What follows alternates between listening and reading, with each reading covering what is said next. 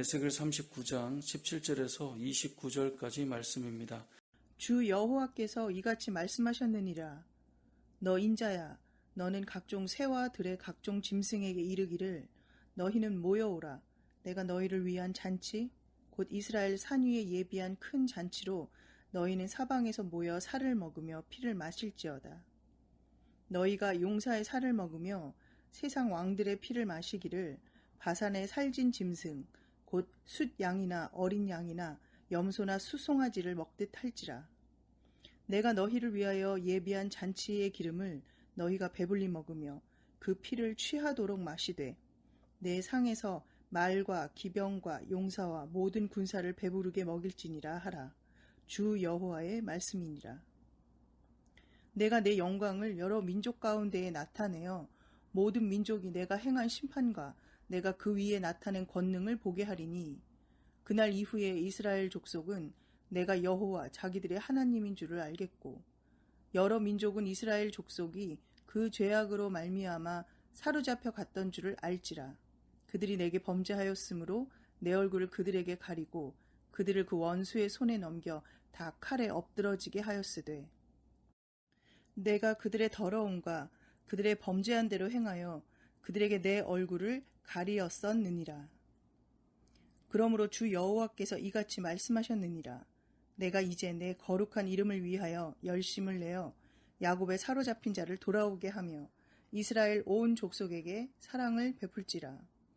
그들이 그 땅에 평안히 거주하고 두렵게 할 자가 없게 될 때에 부끄러움을 품고 내게 범한 죄를 뉘우치리니 내가 그들을 만민 중에서 돌아오게 하고 적국 중에서 모아내어 많은 민족이 보는 데에서 그들로 말미암아 나의 거룩함을 나타낼 때라. 전에는 내가 그들이 사로잡혀 여러 나라에 이르게 하였거니와 후에는 내가 그들을 모아 고국 땅으로 돌아오게 하고 그 한 사람도 이방에 남기지 아니하리니 그들이 내가 여호와 자기들의 하나님인 줄을 알리라.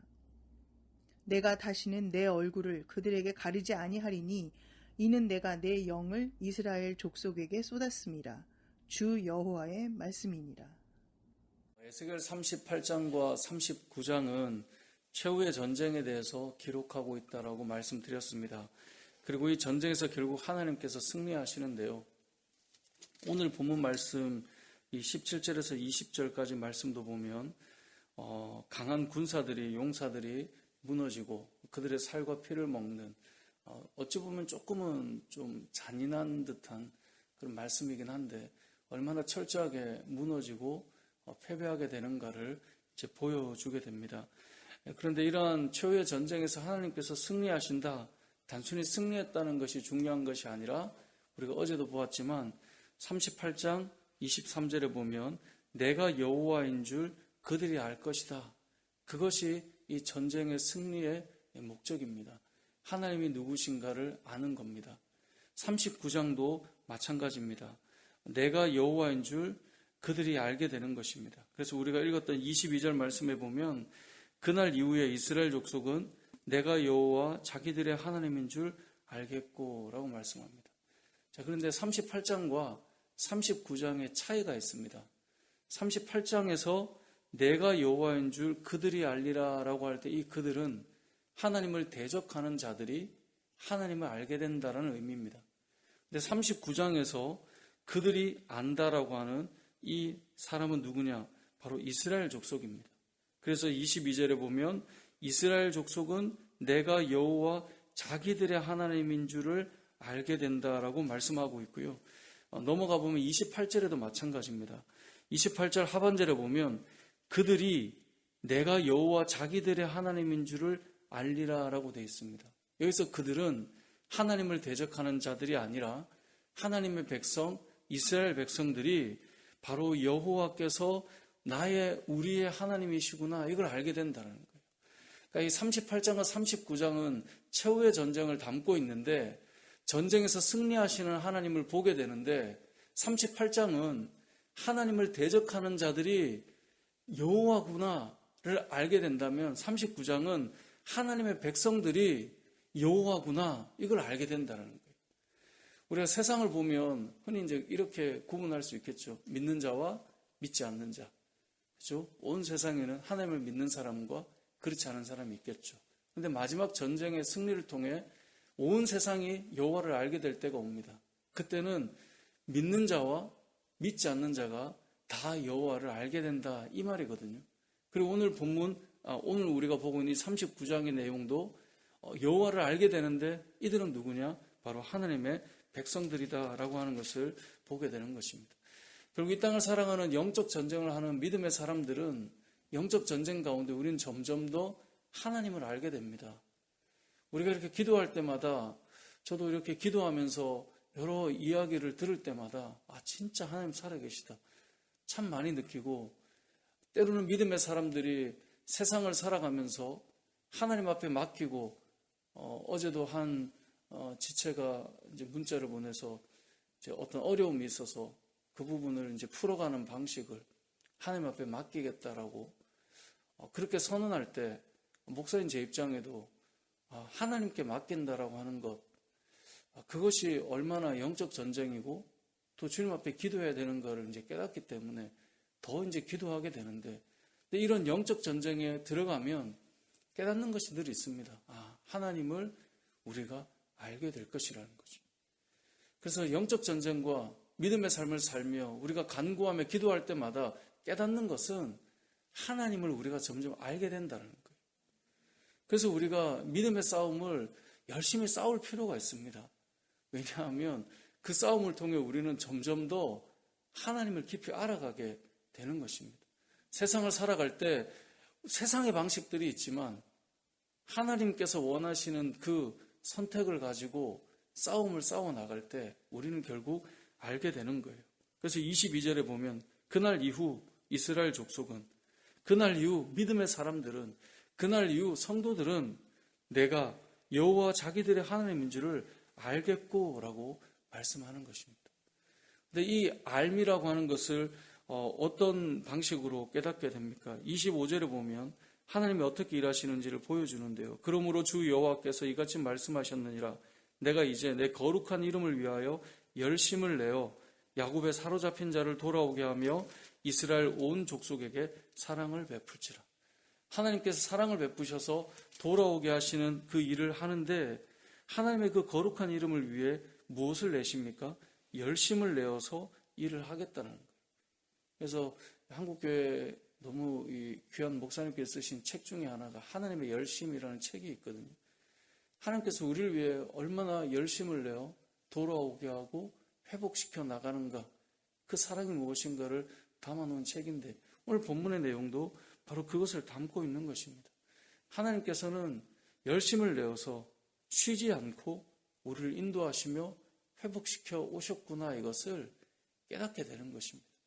그래서 믿음의 성도들은 바로 이런 영적인 전쟁 가운데서 담대하게 싸울 수 있는 것이죠. 오늘 본문을 통해 또 한 가지 알 수 있는 것은 여러 민족들, 이방 민족들이 또 알게 되는 것이 하나 있습니다. 23절을 같이 한번 읽어보겠습니다. 시작. 여러 민족은 이스라엘 족속이 그 죄악으로 말미암아 사로잡혀 갔던 줄을 알지라. 그들이 내게 범죄하였으므로 내 얼굴을 그들에게 가리고 그들을 그 원수의 손에 넘겨 다 칼에 엎드러지게 하였으되. 아멘. 자, 여러 민족이 알게 됐어요. 이스라엘 족속이 그 죄악으로 말미암아 다른 나라에 사로잡혀 갔구나. 원래 이방 민족이 세상 나라가 가졌던 마음 무엇입니까? 믿는 자들이 약하다는 거죠. 우리가 믿는 신보다 너희가 믿는 신이 더 약해. 하나님이 어디 있느냐? 그리고 칼로 무찔러서 이긴 줄 알았어요. 요즘 시대로 보자면 믿지 않는 자들이 믿는 자들을 볼 때 너네가 뭐 그리 대단하다고, 그렇게 해서 그들이 더 강하고 세상이 더 강하고 믿는 자들은 나약해 보이고 그들의 칼과 힘으로 믿음의 사람들을 이긴 줄 알았어요. 그런데 이 최후의 전쟁을 통해 이들이 깨닫는 것이 있습니다. 우리가 이긴 게 아니었구나.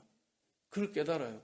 오늘 말씀해 보자면 우리가 칼로, 우리가 힘으로 이스라엘 백성을 이겼다라고 생각했는데 보았더니 이스라엘 족속이 그 죄악으로 말미암아 사로잡혀 왔던 거구나. 그들이 하나님 앞에 범죄함으로 이렇게 무너졌던 것이구나. 이것을 세상도 알게 된다는 것을 말씀하고 있는 것입니다. 그들의 힘으로 이긴 줄 알았는데 돌아보니 하나님께서 그들은 내어주셨구나를 보게 된다는 것입니다. 이건 역으로 생각하면 성도가 무너지는 것은 세상이 강해서가 아닙니다.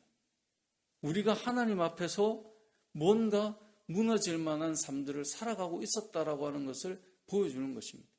세상이 강해서 이스라엘 백성을 무너뜨린 것처럼 보이지만 하나님께서 보호하셨던 것을 치워나갈 때, 하나님께서 우리를 둘러 진쳐주신 것들을 거두어 나갈 때 결국 무너지는 것이거든요. 결국 우리가 깨달을 수 있는 것은 믿음의 사람들은 세상이 강하고 세상이 두려운 것이 아니라 우리가 하나님 앞에 온전히 서지 못한 것을 두려워해야 하고 우리가 하나님 앞에 잘 가지 못하는 것을 두려워해야 돼요. 우리가 두려워할 것은 결국 하나님이신 거예요. 세상도 그걸 보게 되는 거예요. 마지막에 알게 되는 거예요. 우리가 교회를 이겼다라고 생각했는데 보니 교회가 교회답지 못하여서 무너지는 것을 하나님께서 내버려 두신 것, 그것을 보게 되는 거죠. 그래서 우리가 38장에서 거룩함을 회복하고 정결함을 회복시키시는 하나님을 보게 됐잖아요. 결국 우리가 세상을 살아갈 때 두려워할 것은 세상을 두려워할 것이 아니라 하나님을 두려워하는 마음을 회복시켜 나가야 합니다. 믿음의 성도들은 그래서 하나님을 경외하는 자들이 되어야 하는 것입니다. 세상이 결국은 알게 되는 것처럼 봤더니 이스라엘 족속이 그 죄악으로 말미암아 사로잡혀갖고 무너졌구나를 알게 된 것처럼 우리도 하나님을 두려워하며 우리가 오늘을 살 때 우리가 하는 말, 우리가 하는 행동, 우리가 가는 자리, 우리가 살아가는 삶의 방식, 하나님을 경외하는 마음으로 우리의 삶들을 잘 다잡아 나가는 것이 성도의 삶의 중요한 모습이라는 것입니다. 그래서 우리는 여호와를 경외하는 자들이 되어야 합니다. 세상이 아무리 강해 보여도 하나님이 여러분을 보호하시면 그것으로 충분하거든요. 그래서 우리는 오늘도 그 커 보이는 세상이 아니라 더 크신 하나님을 경외하고 하나님 앞에서 그 두려운 마음을 가지고 살아야 할 텐데 오늘 본문을 통해 우리는 이 말씀을 꼭 이 말씀들을 기억했으면 좋겠습니다. 결국은 영적 전쟁을 통해 세상도 하나님을 알아가겠지만 믿음의 사람들도 하나님이 우리의 하나님이셨구나 이걸 알아갈 것입니다. 또 한 가지는 우리가 세상을 두려워할 것이 아니라 하나님을 경외하는 자로 오늘 하루도 살으셔서 여러분의 입술과 여러분의 행실과 여러분의 발걸음들이 주 앞에서 하나님을 두려워하는 자답게 오늘 하루를 살아가는 믿음의 사람 되시길 주님의 이름으로 축복합니다. 아멘.